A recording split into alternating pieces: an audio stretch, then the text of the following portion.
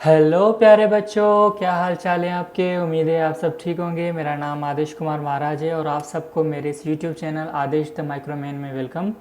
जैसे आप जानते हैं मैं यूनिट नंबर 2 अभी पढ़ा रहा हूँ, उसका पार्ट नंबर 4 है। यूनिट नंबर 2 की हेडिंग है control of microorganism. Last lecture control of microorganism by physical method number 1 था, उसमें हम जो ना हीट की एप्लीकेशन के बारे में पढ़ रहे थे। दो फॉर्म में हीट यूज़ होती है for the control of microorganism, क्योंकि हीट जो है फिजिकल मेथड है, इस वजह से हीट के दो फॉर्म यूज़ हो रहे हैं for the control of microorganism. एक है ड्राई हीट, दूसरी है मॉइस्ट हीट। हमारी पिछली वीडियो में हमने ड्राई हीट के बारे में पढ़ा था कि वो कैसे जो है ना मैकेनिज्म एक्शन उसका क्या है और कैसे माइक्रोऑर्गेनिज्म को किल करती है और कितने एप्लीकेशंस थे वो हमने पढ़े थे, जिसमें रेड हॉट, फ्लेमिंग, इंसरेशन और हॉट एयर ओवन पढ़ा था। लेकिन अभी आज के इस वीडियो में हम जो हीट की दूसरी जो एप्लीकेशन है जिसे हम कहते हैं मॉइस्ट हीट, वो हम पढ़ने जा रहे हैं। ठीक है, तो मॉइस्ट हीट की मैकेनिज्म ऑफ एक्शन कैसा होगा। मॉइस्ट हीट एक्चुअली किल करता है माइक्रोज्म बाय कोगुलेशन और denaturation of their enzyme and structural protein. जितनी भी सेल के अंदर जो प्रोटीन्स होती हैं, चाहे एंजाइम्स होते हैं, एंजाइम भी आपको पता है कि प्रोटीन के बने हुए होते हैं, जितने भी प्रोटीन्स हैं, जितने भी एंजाइम्स हैं, उन सारों को ये मॉइस्ट हीट क्या करती है, डीनेचर कर देती है या कोगुलेट कर देती है। इसका मतलब है कि आपको देखें, ये बेसिक आइडिया आपको होना चाहिए। जब अमाइनो एसिड्स आप जो है ना खुद से मिलकर जो एक चेन बनती है उसे हम पेप्टाइड लिंकेज कहते हैं, वो एक लीनियर चेन होती है। ठीक है ना, एक अमाइनो एसिड दूसरा अमाइनो एसिड मिल रहा है, एक लीनियर चेन बनी। ठीक है ना, ये प्राइमरी स्ट्रक्चर होती है। उसके बाद जो थोड़े जो प्रोटीन होते हैं वो प्राइमरी से सेकेंडरी स्ट्रक्चर में आते हैं। इसका मतलब है थोड़े से फोल्ड होंगे। ठीक है, टर्शियरी स्ट्रक्चर बनेंगे, क्वार्टनी स्ट्रक्चर बनती है, क्वार्टनी स्ट्रक्चर और सुपर फोल्ड स्ट्रक्चर होती है। ठीक है ना, प्रोटीन की। तो एंजाइम सारे क्वार्टनी और टर्शियरी स्ट्रक्चर के और स्ट्रक्चरल प्रोटीन इस क्वार्टनी स्ट्रक्चर के होते हैं। लेकिन वो जब क्वार्टनी स्ट्रक्चर से प्राइमरी स्ट्रक्चर में आ जाएं, क्योंकि क्वार्टनी स्ट्रक्चर जो होती है ना उसकी वो फुली फंक्शनल स्टेज होती है, जिससे वो एंजाइम अपना मैक्सिमम वर्क परफॉर्म करता है। एक सिंगल लीनियर एक प्रोटीन है, वो भी एंजाइम है, एक जो ना फोल्ड हुआ भी एंजाइम है। लेकिन जो फोल्ड हुआ एंजाइम है वो क्या है, फुली फंक्शनड है, वो काम कर रहा है। लेकिन जो लीनियर एक सीक्वेंस है अमाइनो एसिड की, जिसे हम लीनियर पेप्टाइड कहेंगे, वो काम नहीं करता है, इतना काम फास्ट नहीं करता। इस वजह से वो जो फोल्ड हुआ है वो क्या हो जाएगा, लीनियर में कन्वर्ट हो जाता है। इसे हम कहते हैं जो है ना डीनेचुरेशन। मतलब कि उनकी स्ट्रक्चर क्वार्टनी से प्राइमरी तक आ जाती है, यानी स्ट्रक्चर चेंज हो जाती है। तो इसे हम कहेंगे डीनेचुरेशन। प्रोटीन की डीनेचुरेशन मतलब है प्रोटीन की स्ट्रक्चर में चेंज होना। क्वार्टनी स्ट्रक्चर हो वो प्राइमरी स्ट्रक्चर में कन्वर्ट हो जाए। ठीक है, उसके बाद कोगुलेशन, जो प्रोटीन की कोगुलेशन भी होती है। ठीक है, प्रोटीन की कोगुलेशन कैसे होगी कि प्रोटीन जो है ना वो टूट जाएंगे। प्रोटीन वो ना स्ट्रक्चर उसकी स्ट्रक्चर जो टूट मतलब कि स्ट्रक्चर चेंज होने की वजह से उसका टेक्सचर और उसका जो भी चीज़ है वो स्ट्रक्चर वगैरह चेंज हो जाता है। आपने देखा होगा मिल्क की स्ट्रक्चर क्या होता है, क्या होती है। उसके बाद जब मिल्क को हम गर्म करते हैं या मिल्क को ऐसी चीज़ें हम मिल्क के अंदर जब मिल्क की दही बन जाती है, इसका मतलब है मिल्क क्या होगा, कोगुलेट हो गया है। मतलब कि उसके बड़े बड़े इतने दाने बन जाते हैं due to the protein denaturation, protein de structures. ठीक है, प्रोटीन की डीनेचुरेशन की वजह से प्रोटीन वो सेम फॉर्म में नहीं रहता, वो डिफरेंट फॉर्म में चला जाता है, उसे हम कोगुलेशन कहेंगे। ठीक है, मॉइस्ट हीट फर्दर हमने 3 फॉर्म में यूज़ करनी होती है। At the below at 100 degree centigrade, या 100 डिग्री सेंटीग्रेड से कम अगर दे रहे हैं। ठीक है, मॉइस्ट हीट अगर मॉइस्ट हीट हम दे रहे हैं एट द 100 डिग्री सेंटीग्रेड और मॉइस्ट हीट दे रहे हैं अबव द 100 डिग्री सेंटीग्रेड। ठीक है ना, तो पहले हम क्या पढ़ेंगे कि बेलो 100 डिग्री सेंटीग्रेड के 100 डिग्री सेंटीग्रेड के अगर नीचे हम कुछ दे रहे हैं हीट, तो मॉइस्ट हीट दे रहे हैं कितने, 100 डिग्री सेंटीग्रेड के नीचे, eight temperature below 100 degree centigrade. It including, इसमें कौन सी एप्लीकेशन आती है, पास्चुराइजेशन। ठीक है ना, कि मॉइस्ट हीट आप दे रहे हैं लेकिन उसका टेम्परेचर क्या है, 100 डिग्री सेंटीग्रेड से कम है, जिसमें एप्लीकेशन आती है पास्चुराइजेशन। पास्चुराइजेशन क्या है actually, pasteurization actually disinfections by moist heat at temperature below 100 degree centigrade is called pasteurization. Pasteurization को आप ऐसे भी डिफाइन कर सकते हैं कि डिसइंफेक्शन का मेथड है या स्टरलाइजेशन का मेथड है, जिसमें हम ड्राई हीट यूज़ करते हैं, पर लेकिन उसका जो टेम्परेचर होता है वो 100 डिग्री सेंटीग्रेड से कम होता है। लेकिन ये कह सकते हैं लेकिन एक्चुअली ये डेफिनेशन पास्चुराइजेशन की है नहीं। एक्चुअली पास्चुराइजेशन क्या होती है, यहाँ नीचे लिखा हुआ है किसी भी लिक्विड चीज़ों को अगर आप बॉइलिंग टेम्परेचर पर अगर आप गर्म कर रहे हैं या कुछ टेम्परेचर पर, किसी टेम्परेचर पर बिलो 100 डिग्री सेंटीग्रेड पर आप किसी चीज़ को आप गर्म कर रहे हैं तो उसे कहा जाता है पास्चुराइजेशन। ठीक है, इस डेवलप बाय लुईस पास्चर। ये पास्चुराइजेशन क्योंकि पास्चर से निकला है तो ऑब्वियसली ये पास्चर ने दिया होगा, लुईस पास्चर ने दिया था मिड 18th सेंचुरी में to control the spoilage of wine. मैं जब हिस्ट्री ऑफ माइक्रोबायोलॉजी जब पढ़ा रहा हूँ अभी यूनिट नंबर 1 में, तो वहाँ पर मैंने एक प्रॉब्लम बताई थी फ्रेंच जो है ना इंडस्ट्री वालों को ड्यूरिंग द वाइन प्रोडक्शन में हो रही थी कि उसके वाइन जो है ना वो स्पॉइलर्स हो रहा था, ख़राब हो रहा था, बिटर इन टेस्ट हो रहा था। तो वहाँ पर उन जो है ना लुईस पास्चर ने इसका सल्यूशन दिया था कि आप जब भी आप वाइन बनाओ, वाइन की प्रोडक्ट बनाओ, फाइनल टच देने से पहले आप उसे गर्म किया करो, ठीक है ना, बिलो 100 डिग्री सेंटीग्रेड। तो उससे क्या होगा, जितने भी वेबल माइक्रो ऑर्गेनिज्म हैं, जितने भी पैथोजेनिक माइक्रो ऑर्गेनिज्म हैं वो मर जाते हैं। इवन अभी भी ये प्रोसेस मिल्क और डेयरी जो प्रोडक्ट्स हैं उसमें यूज़ होता है पास्चुराइजेशन इन 2 वेज। देखें सिंपल सी बात है ना, ये हम घरों में अभी भी जब भी हम बाहर से हमारा दूध आता है तो हम उसे गर्म करके रखते हैं। क्यों गर्म करके रखते हैं? कि उसके दूध के अंदर जितने भी माइक्रोऑर्गेनिज्म हैं वो मर जाएं। एक्चुअली वो प्रोसेस जो हम कर रहे हैं ना, दूध को गर्म कर रहे हैं, वो एक्चुअली कहलाता है क्या कहलाता है? पास्चुराइजेशन। ठीक है, अच्छा हम पढ़ रहे थे पास्चुराइजेशन, हम पढ़ रहे थे तो पास्चुराइजेशन 2 वे में होती है। एक टेम्परेचर जो अप्लाई किया जाता है 63 डिग्री सेंटीग्रेड फॉर 30 मिनट, और जिसे हम होल्डर या बेच मेथड कहते हैं। ठीक है, और दूसरा 72 degree centigrade for 50 to 20 second के लिए ये अप्लाई की जाती है, या ये वे यूज़ किया जाता है जिसे हम कहते हैं फ्लैश मेथड या HTST, high temperature short time. ठीक है, वो ऊपर वाला था लो टेम्परेचर हाई टाइम, और यहाँ नीचे वाला जो 72 डिग्री सेंटीग्रेड वाला है ये इसे कहते हैं हाई टेम्परेचर शॉर्ट टाइम। ठीक है, ये मेथड यूज़ किया जाता है। रैपिड कूलिंग उसके बाद की जाती है 30 डिग्री सेंटीग्रेड या उससे भी कम। ठीक है ना, तो उसके बाद अभी जो डेयरी इंडस्ट्री है वो अभी ये प्रोसेस यूज़ करती है जिसे UHT कहते हैं, मतलब कि अल्ट्रा हाई टेम्परेचर वाला, जिसमें मिल्क या अदर मिल्क प्रोडक्ट्स को हम हीट करते हैं 140 to 150 degree centigrade for 1 to 3 seconds के लिए। ठीक है ना, ये MCQs के पॉइंट ऑफ व्यू से बहुत ही अहम इम्पोर्टेंट क्वेश्चन है, आप याद कीजिएगा। सही है, उसके बाद आगे चलते हैं हम नेक्स्ट स्लाइड पर, जिसमें हम पढ़ेंगे कि मॉइस्ट हीट अप्लाई की जाए at the temperature equal to the 100 degree centigrade, जिसको हम कहते हैं बॉयलिंग। एक्चुअली बॉयलिंग करते हैं हम 100 degree centigrade for 10 to 30 minute के लिए, kill all the vegetative spores and some bacterial spore, जिसमें वेजिटेटिव स्पोर और बैक्टीरियल स्पोर कुछ मर जाते हैं जो। ठीक है, और दूसरा जो प्रोसेस है वो है टेंडलाइजेशन। ठीक है ना, यहाँ पर मैंने टेंडलाइजेशन के लिए यहाँ पर आप देख सकते हैं एक स्टीमर ये दिखाया है, ये देखें चीज़ें, और यहाँ पर आप देखें ये चीज़ें देख रहे हैं आप, ये है एक एक्चुअली क्या है ये टेंडलाइजेशन या स्टीम स्टरलाइजेशन। स्टीम स्ट्राइज़र है जो क्या करता है, टेंडलाइजेशन करता है। ठीक है ना, यहाँ इसमें टेंडलाइजेशन होती है एक्चुअली। ठीक है, तो हम पढ़ेंगे टेंडलाइजेशन ये भी किसी साइंटिस्ट के नाम के, जैसे पास्चुराइजेशन था ऐसे टेंडलाइजेशन साइंटिस्ट के नाम के बाद दिया गया है। ठीक है ना, N exposure of steam eight 100 degree centigrade for 20 minute on 3 successful days. आपको 3 दिन लगातार 20 मिनट के लिए 100 डिग्री सेंटीग्रेड पर आपको स्टीम देनी होती है। ठीक है ना, जिसे हम टेंडलाइजेशन या इंटरमीडिएटेड स्टरलाइजेशन हम कहते हैं। ठीक है, मिडिटेंट। तो अब आपको डेफिनेशन इसकी समझ में आ गई होगी टेंडलाइजेशन की। एक्चुअली 20 मिनट के लिए स्टीम देनी होती है 100 डिग्री सेंटीग्रेड वाली। ठीक है ना, this is the frictional method of sterilization. This instrument commonly use in Koch Arnold steamer. ये कोच अर्नाल्ड स्टीमर है, इसमें ये जो ना यूज़ होती है ये फ्रिक्शनल मेथड ऑफ स्टरलाइजेशन वाला, ये टेंडलाइजेशन वाला। प्रिंसिपल क्या है, vegetative cells and some spores are killed during the first heating.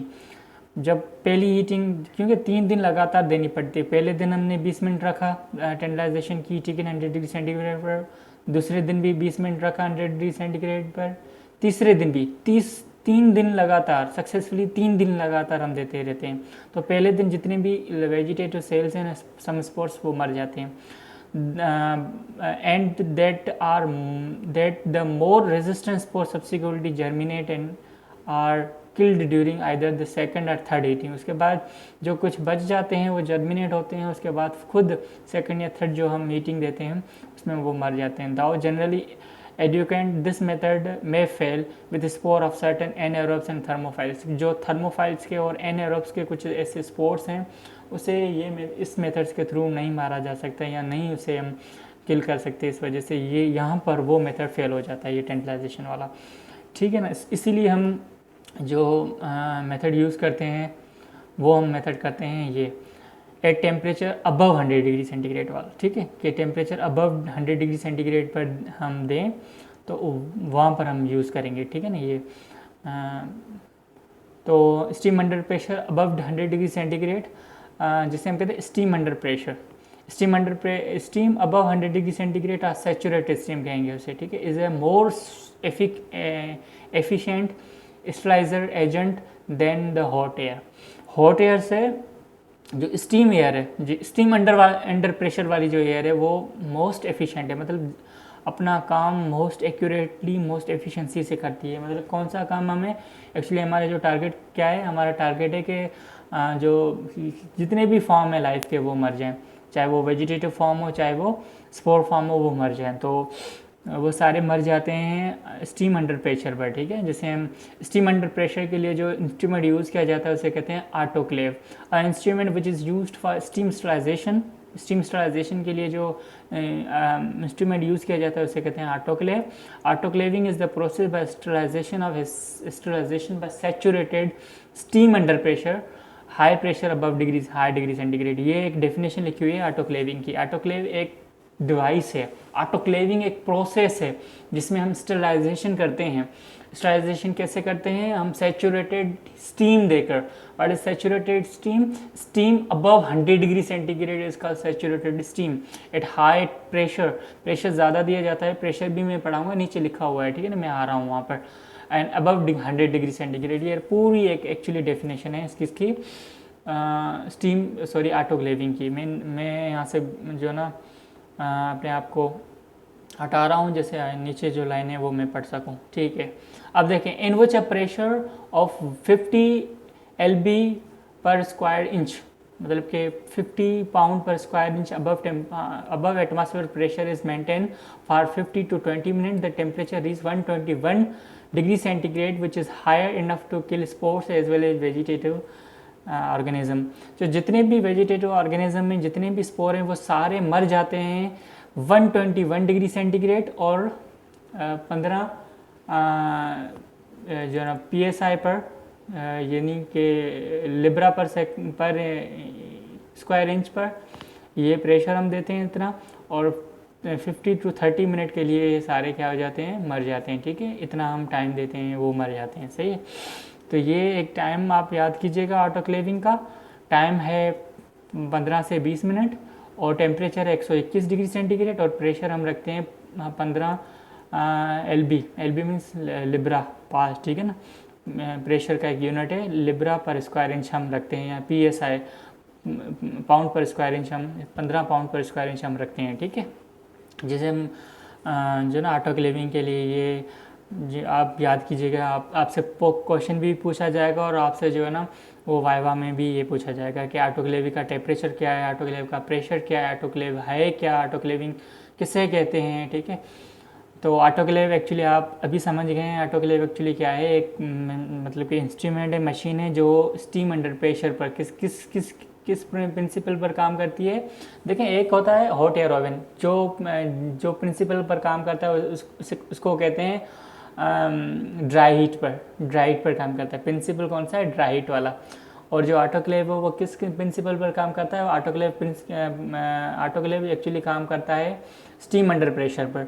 मतलब कि आप जो ना स्टीम बनाएंगे at high temperature 121 degree centigrade, at high pressure 50 psi हम देते हैं, ठीक है ना। तो ये आप जो है ना फिगर याद कीजिएगा, आपसे पूछा जाएगा। यहाँ पर आप देख सकते हैं मैंने ऑटोक्लेव दिखाया, ये मॉडर्न ऑटोक्लेव है जो यूज़ किया जाता है। डिफरेंट टाइप्स ऑफ ऑटोक्लेव आप डिफरेंट हॉस्पिटल्स में भी रखे हुए होंगे, डिफरेंट इंडस्ट्रीज़ में रखे होंगे, लेकिन जो मीडिया प्रिपरेशन और माइक्रोबायोलॉजी लैब में ये इस किस्म का ऑटोक्लेव यूज़ किया जाता है, ठीक है ना। ये लिड है उसका, ये आपको पता है टेम्परेचर, प्रेशर और टाइम के लिए ये जो डिजिटल रखी हुई चीज़ें होती है ये इसके बटन है, ठीक है ना। यहाँ पर आप देख सकते हैं एक्चुअली हम क्या करते हैं, जो भी हमारी चीज़ें होती हैं जैसे मीडिया हो गया, फ्लास्क हो गया, ऐसी चीज़ें हो गई, वो हम इस ऑटोक्लेव के अंदर रखते हैं, उसके बाद डोर दे देते हैं। तो यहाँ से क्या होता है, स्टीम जो है ना बनना शुरू होती है। स्टीम क्या करती है, पूरे चैम्बर में स्टीम जो ना पूरी चैम्बर में स्टीम सर्कुलेट करती है, और लिड होने की वजह से टेम्परेचर और प्रेशर स्टीम का बढ़ता रहता है, ठीक है।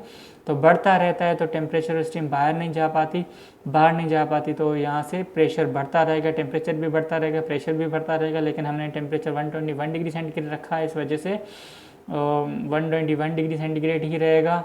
थर्मोस्टेट की वजह से वही रहेगा। उसके बाद इसका प्रेशर बढ़ता रहेगा। प्रेशर हमने बनाना होता है 50 psi पर, उसके बाद 50 to 20 मिनट के लिए रखना होता है और वो ऑटोक्लेव हो जाएगा, ठीक है। ये आप देख सकते हैं, ये फ्लो है जो किसका, स्टीम का, ठीक है ना। स्टीम ऐसे फ्लो होती है, और जो चीज़ें स्टीम चैम्बर में रखी हुई होती हैं, ये स्टीम चैम्बर है जिसमें हम चीज़ें रखते हैं फॉर द ऑटोक्लेविंग, सही है। तो ये चीज़ें आपने पढ़ी कि ऑटोक्लेव क्या है, ऑटोक्लेविंग कैसे की जाती है और ऑटोक्लेव हम कैसे करते हैं, ठीक है।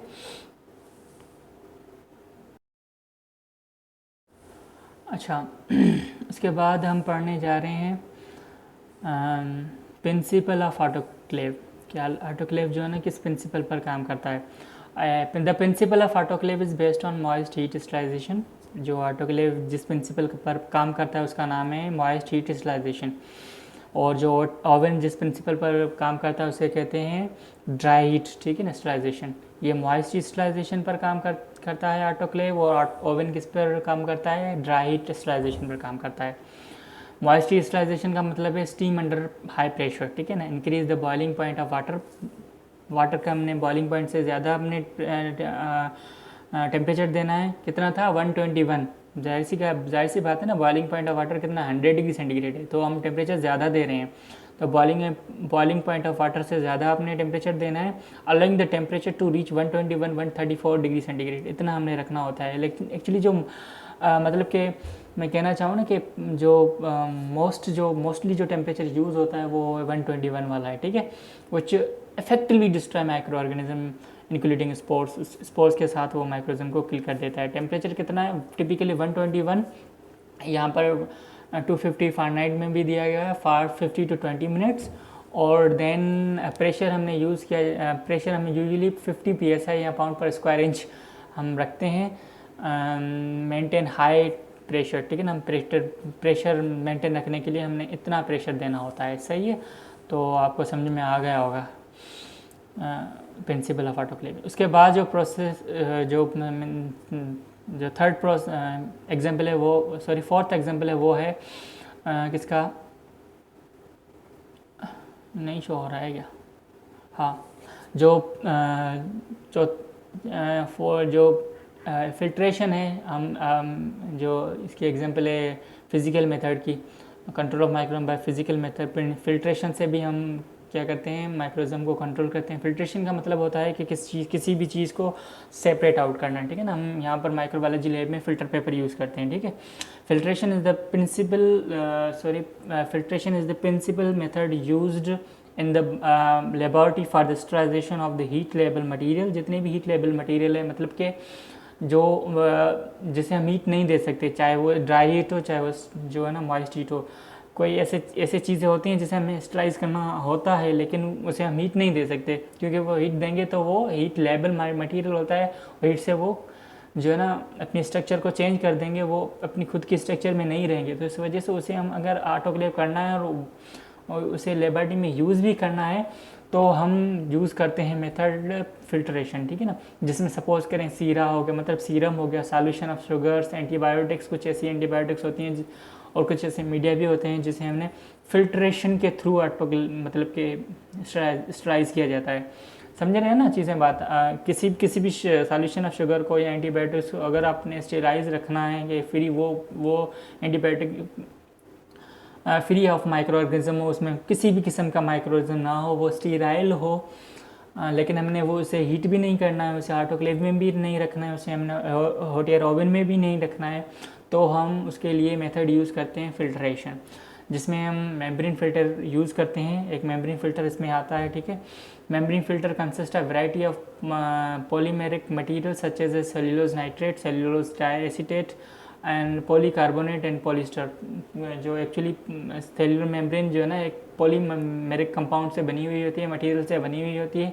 एक्चुअली मोस्टली जो है ना सेल्यूलोज नाइट्रेट की बनी हुई होती है, जिसके जो पोर्स होते हैं, छोटे छोटे से पोर्स होते हैं। पूरी एक मेम्ब्रेन होती है, छोटे छोटे पोर्स होते हैं उसमें, और उस पोर की साइज़ होती है 0.22 माइक्रोमीटर, ठीक है। जो ये size being most widely use for sterilization because the pore is much smaller than the bacteria. Bacteria की साइज से बहुत ये छोटे होते हैं, इस वजह से जो चीज़ें पास होनी होती हैं वो पास हो जाती है, लेकिन बैक्टीरिया पास नहीं हो पाता, बैक्टीरिया और मेम्ब्रेन के ऊपर ही रह जाता है, ठीक है। तो जो चीज़ें पास हो गई वो स्टेराइल होगी, विदाउट लिविंग ऑर्गेनिज्म होगी, उसमें लिविंग माइक्रो ऑर्गेनिज्म नहीं होंगे, ठीक है। उसके बाद हेपा फिल्टर है। हेपा फिल्टर भी एक क्या है, हेपा फिल्टर है ना, फिल्टर ही है, जिसे हम कहेंगे high efficiency particulate air filter. Remove 99.97% of particles size greater and equal than 0.3 micrometer in size. जो 0.3 माइक्रोमीटर साइज़ के जितने भी माइक्रो ऑर्गेनिज्म होंगे वो सारे क्या हो जाएंगे, रिमूव हो जाएंगे, तकरीबन 99 to 99.97%, ठीक है। ये actually HEPA filter biosafety cabinet में यूज़ होता है, मतलब कि माइक्रोबायोलॉजी में हम बायोसेफ्टी कैबिनेट यूज़ करते हैं, लेमिनार, ठीक है ना, उसमें भी यूज़ होता है। हॉस्पिटल्स में भी हेपा फिल्टर्स लगे हुए होते हैं, एयर प्योरीफिकेशन सिस्टम में और कुछ इंडस्ट्री में भी हेपा फिल्टर लगे हुए होते हैं, जो एक्चुअली एयर को पास होने देते हैं, और जो है ना सैचुरेटेड एयर होती है उसमें किसी भी किस्म की जो है ना माइक्रो ऑर्गेनिज्म नहीं होते हैं, ठीक है। तो ये इसको कहते हैं हेपा फिल्टर। उसके बाद आता है depth filter, made up of fibrous and porous material. Porous material का बना हुआ होता है, जिसे ग्लास फाइबर और सेरेमिक्स कहेंगे। Traps particle within the filter material rather than just on the surface. Just surface पर नहीं जो ना मटेरियल को ट्रैप करेंगे, लेकिन उस मटेरियल के अंदर भी जितने भी माइक्रोऑर्गेनिज्म है वो भी फिर जो डेप्थ फिल्टर के थ्रू टैप होते हैं, ठीक है ना। Use in air filtration industrial process में ये जो ना डेप्थ फिल्ट्रेशन लगा हुआ होता है, ठीक है। उसके बाद अल्ट्रा फिल्ट्रेशन है। अल्ट्रा फिल्टर्स जो यूज़ होते हैं for the separation of protein, virus and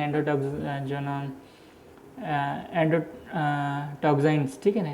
कि क्योंकि आपको पता होना चाहिए कि अल्ट्रा मतलब और भी कम, क्योंकि वायरस की जो साइज़ है ना वो बहुत ही छोटी होती है, इस वजह से 0.001 to 0.1 माइक्रोमीटर की जितने भी साइज़ के जो माइक्रो ऑर्गेनिज्म हो गए, चाहे वायरस, प्रोटीन वगैरह, उस या एंडोटॉक्सिन वगैरह की सेपरेशन के लिए हम अल्ट्रा फिल्टर यूज़ करते हैं। ये वाटर प्योरीफिकेशन और फार्मास्यूटिकल इंडस्ट्री में भी यूज़ किया जाते हैं अल्ट्रा फिल्ट्रेशन, ठीक है।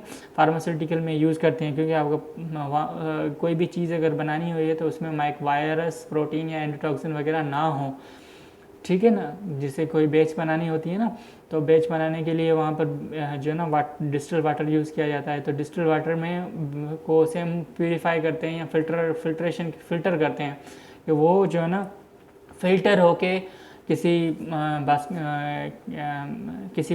है ना सिलेंडर या किसी ऐसी चीज़ में जाए जहाँ पर बैच बननी हुई होती है। तो उसमें किसी भी किस्म के वायरस या कोई भी ऐसी चीज़ या कोई भी ऐसी बैक्टीरिया या कोई भी एंडोटॉक्सिन वगैरह ना हो, वो चीज़ जो बैच बन रही है वो क्या बने, पूरी स्टेराइल बने, सही है। उसके बाद जो प्रोसेस है वो उसे हम कहते हैं रेडिएशन। अब ठीक है, रेडिएशन जो दो टाइप की रेडिएशन है, एक नॉन आयोनाइज्ड रेडिएशन, दूसरी आयोनाइज्ड रेडिएशंस। इंफ्रारेड और अल्ट्रावायलेट जो है वो क्या होते हैं, नॉन आयोनाइज्ड रेडिएशंस की टाइप हैं, जो क्या करते हैं एक्चुअली कास थायमीन डाइमर फार्मेशन करते हैं इन डीएनए, ठीक है, और प्रिवेंट करती है रिप्लिकेशन को, इसमें रिप्लिकेशन नहीं हो पाती, ठीक है। और जो आयोनाइज फिल्ट्रेशन है ये क्या करती है, इसमें एक्सरेज, गामा रेज और कॉस्मिक रेज आते हैं। ये हाई जो ना पेनिट्रेटिंग पावर वाली होती है, highly lethal to all cell including bacteria. Ionized radiation damage DNA and protein damaging by various mechanisms such as they produce free radicals that disturb the cellular functions। जैसे ऊपर आपने पढ़ा कि जो नॉन आयोनाइज रेडिएशंस होते हैं वो actually DNA की रिप्लिकेशन को प्रिवेंट करते हैं, डीएनए की रिप्लिकेशन को नहीं होने देती, क्योंकि वहाँ पर थायमीन डायमर फॉर्मेशन होती है, ठीक है, थायमीन की डायमर फॉर्मेशन होती है। इस वजह से वो जो फोल्ड जो डीएनए की स्ट्रक्चर होती है ना वो आपस में मिल नहीं पाती है, ठीक है ना, एक ही स्टैंड खुद से मिल जाता है, डायमर बन जाता है, क्योंकि थायमीन के डायमर बन जाते हैं, ठीक है, थायमीन से मिलने लगता है। लेकिन जो आयोनाइज रेडिएशन होती है एक्चुअली हाई पेनिट्रेशन, बहुत ही जो ना पेनिट्रेशन पावर उसका बहुत ही हाई होता है, इस वजह से वो बहुत ही लिथल डोज होता है for the bacteria and other things के लिए, ठीक है। तो इसमें डैमेज कैसे होता है, इसमें डैमेज एक्चुअली डीएनए और प्रोटीन की जो है ना स्ट्रक्चर वगैरह चेंज हो जाते हैं through the procedure of free radical. उसको क्या कहते हैं, डीएनए की फ्री रेडिकल बनते हैं। फ्री रेडिकल क्या कहते हैं, प्रोटीन और डीएनए की स्ट्रक्चर को चेंज कर देते हैं, सेलुलर फंक्शन को भी डिस्टर्ब कर देते हैं, ठीक है।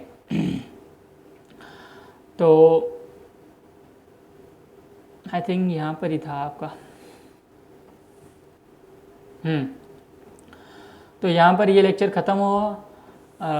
हमने तकरीबन 5 डिफरेंट फिज़िकल मेथड पढ़े फॉर द कंट्रोल ऑफ माइक्रोऑर्गेनिज्म्स। एक है हीट, टेम्परेचर, उसके बाद रेडिएशन, उसके बाद एक रेडिएशन हमने पढ़ा, एक फिल्ट्रेशन पढ़ा, ठीक है ना। तो ये डिफरेंट फिज़िकल टाइप्स हैं कंट्रोल ऑफ माइक्रोऑर्गेनिज्म्स के, ठीक है ना। होप अगर आपको कोई भी क्वेश्चन हो तो पूछ लीजिएगा, और कमेंट सेक्शन में आप सवाल भेजिएगा, मैं कोशिश करूँगा आपके जवाब देने का, ठीक है ना। अल्लाह हाफिज़, पढ़ाई करते रहें, ठीक है।